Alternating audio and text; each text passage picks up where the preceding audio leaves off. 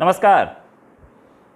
कल हुई बातचीत पाकिस्तान के आर्मी चीफ कमर जावेद बाजवा और चाइना के एम्बेसडर नोनोंग रोंग के बीच में, और दोनों के बीच में जो बातचीत हुई उसमें वैसे तो अफ़गानिस्तान भी मुद्दा रहा होगा, लेकिन एक मेन मुद्दा था चाइनीज़ इंजीनियर्स की सेफ्टी। ये मीटिंग्स जो हैं पाकिस्तानी आर्मी चीफ या पाकिस्तानी ऑफिशियल्स की और चाइनीज़ ऑफिशियल्स की अब कुछ ज़्यादा होने लगी हैं, क्योंकि चाइना बिल्कुल ट्रस्ट नहीं करता पाकिस्तान पे। ख़ासतौर से दासू हमले के बाद तो बिल्कुल ट्रस्ट नहीं करता।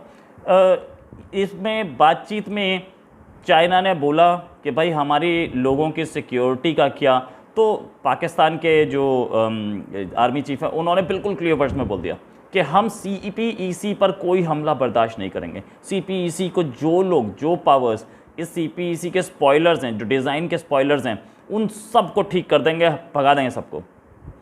अब हुआ क्या कि अब तक ये लोग ब्लेम करते थे हर चीज़ के लिए इंडिया को। वो दासू के लिए भी इन्होंने इंडिया को ब्लेम किया था कि इंडिया ने किया, हालांकि पहले इन्हें पता लगा था, पता नहीं कौन सी इन्वेस्टिगेशन ने बताया कि उसमें गैस लीक हुई थी। बाद में पता लगा नहीं हमला था, और उसके बाद कहीं तो ब्लेम डालना था तो डाल दिया इंडिया पे। हालांकि उसकी जिम्मेदारी तहरीक तालिबान ले चुका था, तो तहरीक ने ली और डाला इंडिया पे। अब चलिए, चाइना बेवकूफ़ थोड़ी है, चाइना को अच्छी तरह से पता है वो दुनिया के सामने क्या बोले कि जी समुद्र से गहरी दोस्ती बताते हैं और हिमालय से ऊंची दोस्ती बताते हैं, तो मैं ये जो बोल रहा हूँ उसके स्टेटमेंट को क्या बोलूँ, तो वो भी चुप हो गया। दासू में जब हमला हुआ था तो दासू के इन्होंने दासू के हमले के लिए ब्लेम किया किसको? Research and analysis wing raw India की, और Afghanistan national directorate for security यानी कि NDS जो कि अफ़गानिस्तान की थी। इन दोनों को ब्लेम करके बोला इन दोनों ने करवाया है। चलिए, ये भी एक नया झूठ जो चाइना से बोला था, चाइना ने भी मान लिया। वैसे तो नहीं माना था, पब्लिक में उसने ज़रूर बोला, लेकिन पीछे नहीं माना था। पीछे जाकर के उसने टाइट किया और बुला लिया, तलब कर लिया था शाह महमूद कुरैशी को और ISI चीफ को। चले, उसके बाद 15 अगस्त तालिबान आ गया, काबिज़ हो गया अफ़गानिस्तान में। ये बार बार बोलते रहे कि अफ़गानिस्तान में रॉ ने और अफ़गानियों ने कुछ कैंप्स बना रखे हैं जहाँ से आतंकी हमला आता है हमारे पास। अब 20 अगस्त, 15 अगस्त के 5 दिन बाद, जिस दिन तालिबान काबिज़ हुआ है अफ़गानिस्तान पे, 20 अगस्त को ग्वादर पे एक हमला हुआ, वो भी चाइनीज़ इंजीनियर्स पे। और उस हमले के बाद चाइना तिल में आ गया।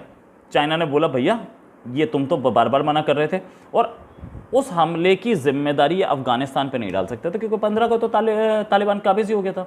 उसके 5 दिन बाद कौन कर रहा था भैया? ये चीज़ ब्लेम भी नहीं कर पाए, बेचारे फंस गए।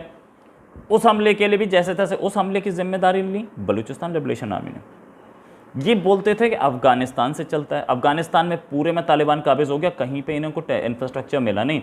एक इंफ्रास्ट्रक्चर की खबर आई थी, फोटो वोटो कुछ नहीं आई।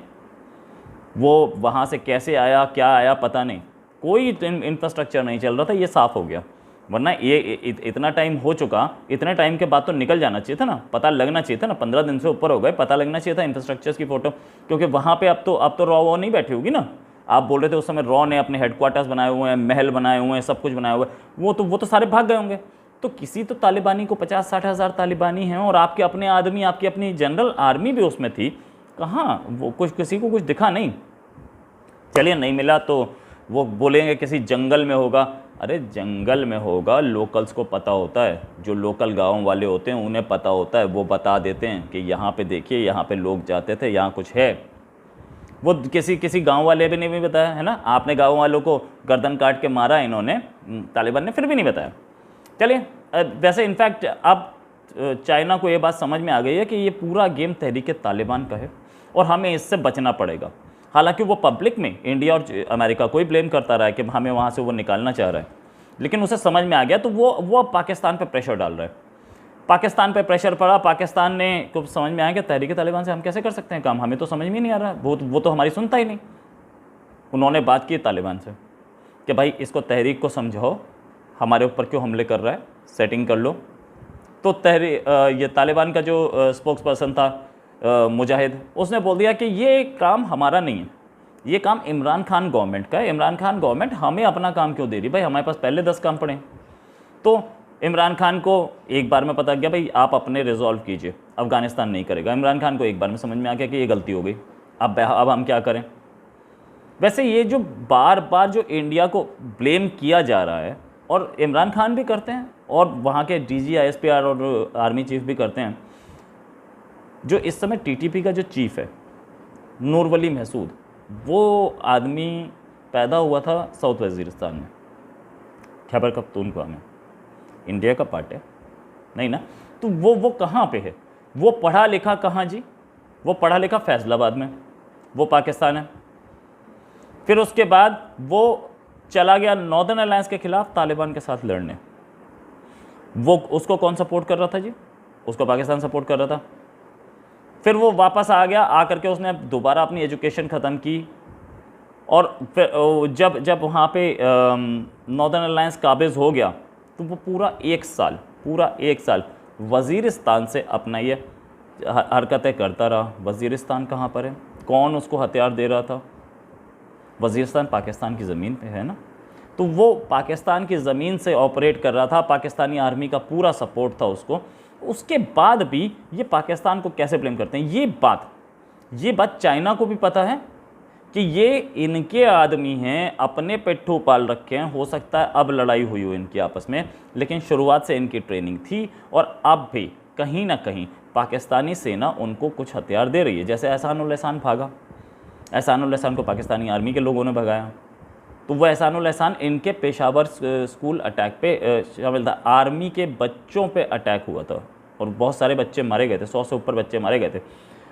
उसका कल्प्रिट, उसका मास्टरमाइंड एहसानुल एहसान अरेस्ट हो गया, और उसके बाद छोड़ दिया उसको, भगा दिया। भगाया किसने, पाकिस्तानी आर्मी के लोगों ने। तो पाकिस्तानी आर्मी में भी अपने कई ग्रुप्स हैं, कुछ इसको सपोर्ट करते हैं, कुछ उसको करते हैं। जावेद बाजवा साहब को सब पता है, ऐसा नहीं है नहीं पता है, सब पता है जावेद बाजवा को, सब पता है फैज़ हामिद को, सब पता है इमरान खान को, लेकिन कोई एक्शन नहीं लेना चाह रहा है क्योंकि हर तरफ से पैसा आ रहा है। सब पता है कि कौन किसको सपोर्ट कर रहा है, और चाइना को भी ये बात पता है कि ये खुद सपोर्ट कर रहे हैं। इसीलिए मीटिंग पे मीटिंग हो रही है, और इन मीटिंग में कोई सुरक्षा बढ़ नहीं रही है, और चाइनीज़ इन हमलों में मारे जा रहे हैं, बहुत क्लियर है। लेकिन चाइना कर क्या रहा है, वो उसे पता है कि पाकिस्तान भरोसे के लायक नहीं है। वो अपने आदमियों को, अपने इंजीनियर्स को AK-47 दे करके काम करा रहा है, और अब उसने अपनी सिक्योरिटी, यहाँ तक कि अगर उसको पता होता, उसने एक स्टेटमेंट दिया था कि अगर पाकिस्तान हमें सिक्योरिटी नहीं दे सकता, हमारी मिसाइल तैयार है। मिसाइल से अटैक करने की धमकी दी थी। अगर उसे ये पता होता कि ये पाकिस्तान की कोई गलती नहीं है, चाइनीज़ लोगों की वो सिक्योरिटी कर रहा है और पूरी सिक्योरिटी कर रहा है, तो मिसाइल की उसकी क्या ज़रूरत पड़ी थी। असलियत ये है कि चाइना इन पे भरोसा नहीं कर रहा है, इसीलिए मिसाइल यूज़ करने की धमकी इसीलिए दी जाती है। इसी के साथ एक और खबर के साथ फिर हाजिर होंगे। नमस्कार, जय हिंद।